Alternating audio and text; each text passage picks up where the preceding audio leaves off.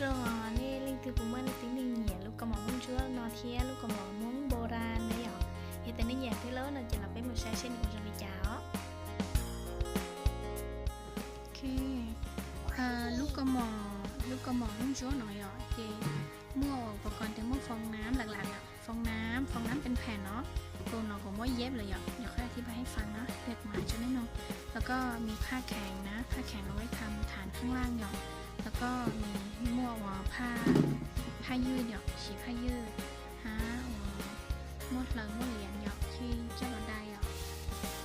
ให้ข้อสำคัญเลยข้อสำคัญเยอะถ้ามีกระดาษแข็งเนาะกล่องอะไรก็ได้เลยเนาะกล่องขนมโมจิอ่ะเป็นกล่องกระดาษแข็งซึ่งกระดาษแข็งมันก็ได้เถาสีใด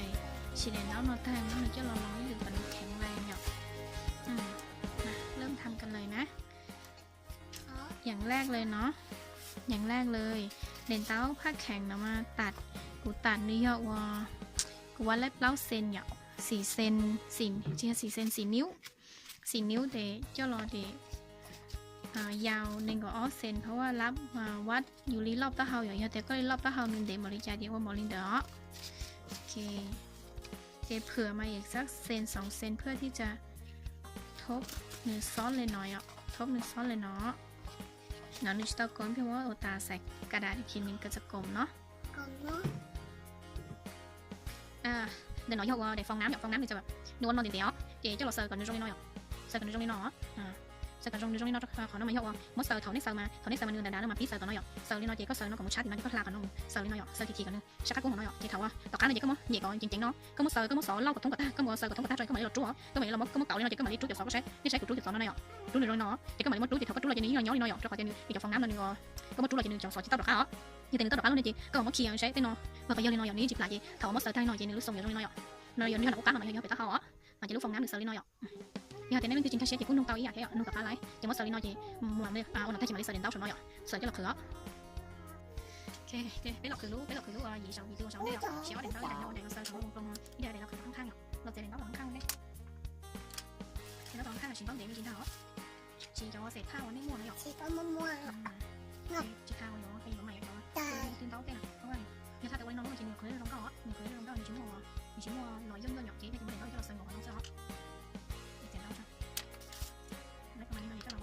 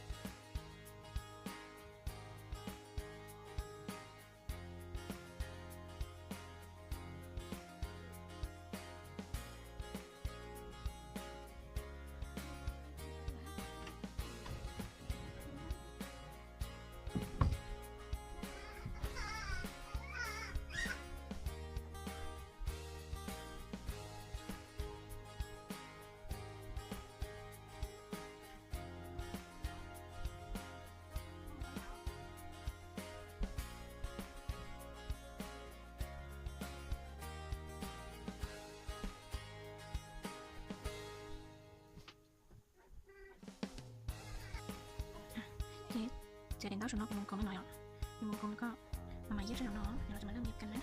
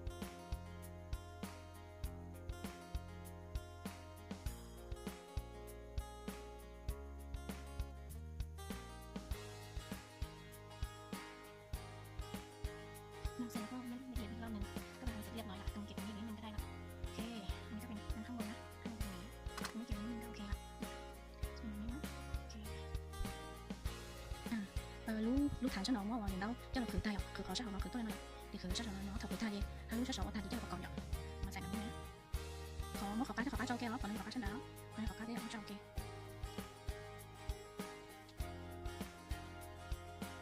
nhớ lấy trong này thì mất khó còn mất khó còn hố chính cho mình không chứ là thằng nó còn người ta trồng kia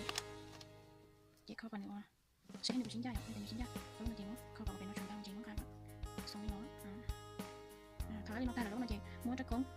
cho nó lo nó có thông là lon từ lúc nó lúc cho nó hát được từ thản này